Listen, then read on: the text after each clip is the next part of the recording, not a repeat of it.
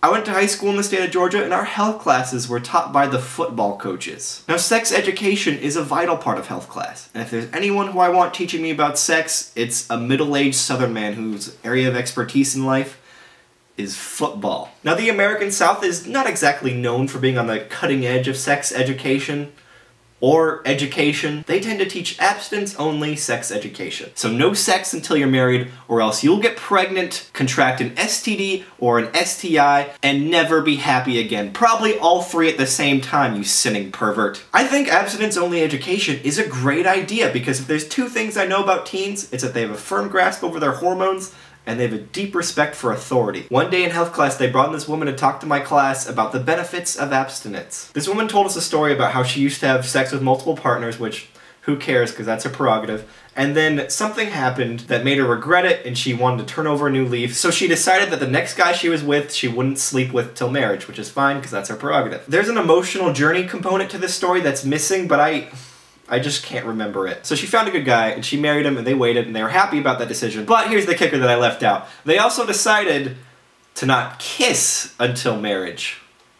And then she suggested to a group of 14 and 15-year-olds that you should not kiss until marriage. You shouldn't even kiss while lying down, because that is tempting and leads to sex. Nope, no way, not happening. That's asking way too much. Let's just all give up ice cream while we're giving up things. Also, in my health class, they also try to scare you with videos of a C-section and a video of what STDs and STIs look like, which is not at all what I wanted to see that day when I went to school. And these videos weren't shown in an educational context at all. They were shown in a fear context. Like, these are all the awful things that are gonna happen to you if you choose to kiss lying down. And the worst part was that birth control was hardly mentioned at all. When students asked my teacher about condoms, he made it seem like they aren't that effective. An educator told a group of impressionable teens that the thing that helps prevent pregnancy and sexually transmitted diseases and infections aren't that effective.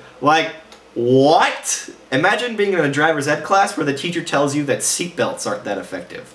There's nothing wrong with teaching teens the risks of sex. In fact, that's what you should be doing. But using fear and misinformation as a motivator is just plain destructive. People who support abstinence-only education want to prevent sex out of wedlock, teen pregnancy, and the spread of STD, STIs. You'll never stop teens from having sex. Where there's a will, there's a way, and they have way more will than any of your scare tactics and guilt can overcome. But teens agree on two of those points. They don't want a kid, and they don't want to contract anything. And sadly, sex education is not common sense, so teach them well, and teach them accurately so they have the knowledge to protect themselves. And to top this all off, they made me sign a contract saying that I would practice abstinence. Do you solemnly swear to the public school system of America that you will preserve your virginity until your wedding night? No matter your thoughts on the issue, that's weird. That's like really weird.